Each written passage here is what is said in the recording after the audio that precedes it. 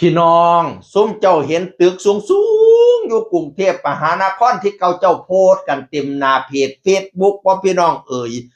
เป็นตึกเก่าที่สร้างตั้งแต่ปี2532เป็นตึกล่างด้วยนะสร้างไม่เสร็จอายุ35ปีเนื่องจากเจอภาวะ IMF ก็เลยไม่ได้สร้างต่อสูง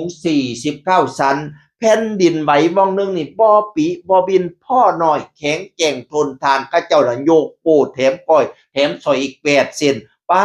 ดตึกอีหยังมาแข็งแกร่งแท้โอ้ยจนว่าชื่อเสียงโด่งดังจากตึกล่างเจ้าของก็เลยมาประกาศขายทันทีเลยผู้ใดสิซื้อหิบไปเอาแม่4,000 ล้านพี่น้อง4,000 ล้านหิบไป มีลูกให้บอกหลาน4,000 ล้านพะนะว่าน่ะโอ้ยตึกเราแข็งแกร่งแล้วก็กล้าเว้ากล้าประกาศอ่ะเนาะ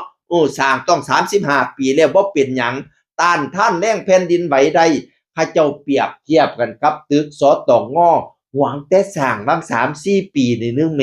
รากฐานนั้นเสร็จเรียบร้อยแล้วนะราคาเบ็ดเสร็จนี่2,000 กว่าล้านบาทพี่น้อง30สั้นเองอันนั้น49สั้นอันนี้30สั้นแต่ว่าตึกตึกสตงสำนักงานตรวจดินตรวจเงินแผ่นดินไหวมาวงนึงนั่นโอ้ย30สั้นแหลกเลขกองอาญะเต็มจีดินพี่น้องข้าเจ้าก็เลยเปลี่ยนงงสงสัยภาคกันเปรียบเทียบบัตรตึก49สั้น35ปีคือบ่เป็นหยังอันนี้ตึกใบไม้30สั้นสร้างแค่3-4 ปี5 ปีนึงคือกองเล่แท้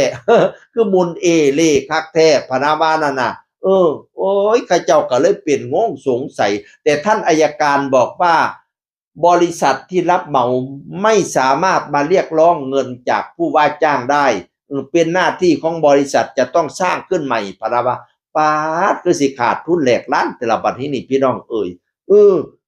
ตึกใหม่ถล่มแต่ตึกเก่าบ่เป็นหยัง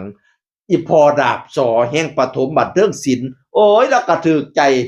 ได้ที่เล่าทันแล้วพี่น้องแล้วก็เลยมาโพสต์แบบเบานัวหัวมวนแล้วว่าจังซี่ล่ะตึกเก่าอายุ35ปีเขาว่าดูแข็งกว่าตึกสร้างไม่5ปีนั่นก็แสดงว่าหมอลำเก่าอายุ65ปีต้องดูแข็งกว่าหมอลำตั้งไม่5ปีแน่นอน ลูกการ์ตูนหัวล้อ2 ตัว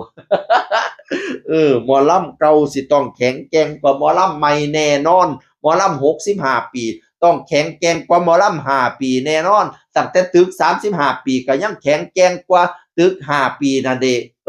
แล้วก็เข้าใจเปรียบเทียบพี่น้องเอาเนาะหัวม่วนกันพี่น้องอีพ่อดาบสอเราเป็นคนสนุกสนานเออ นั่นละก็เลยเอามาเบาสู่ฟัง